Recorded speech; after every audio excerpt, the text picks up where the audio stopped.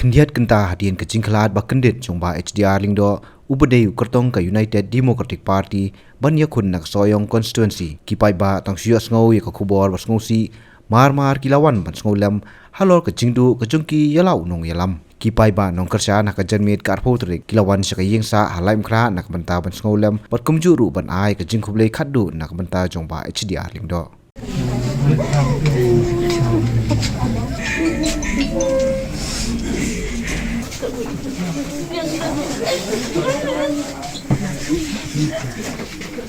Barong kaya.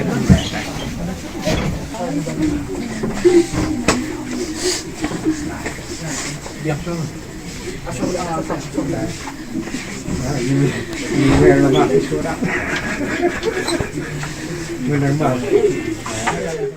Kajing kelar ke TMC na ke benta ke Meghalaya. Kajing pintikna ya ke lawai bepernai.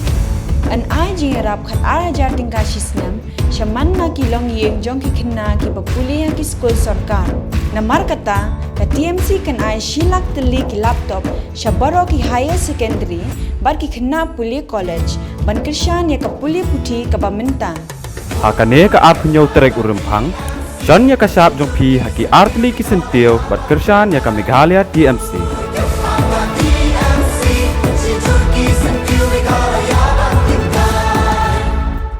Meghalaya has gone from being a power surplus state to one that suffers from power deficit. Is this the Meghalaya we desire for ourselves? It's time to speak up about the issues that are hindering Meghalaya's progress. Share your suggestions with Modi ji and become a part of Meghalaya's developmental journey. Give a missed call at 8360006060. Together, this 27th February, let's empower Meghalaya. Congress's commitment to Meghalaya, empowering the women of Meghalaya. 3,000 rupees every month to every single BPL mother in Meghalaya. What commitments na kaseng Congress na kabinta ka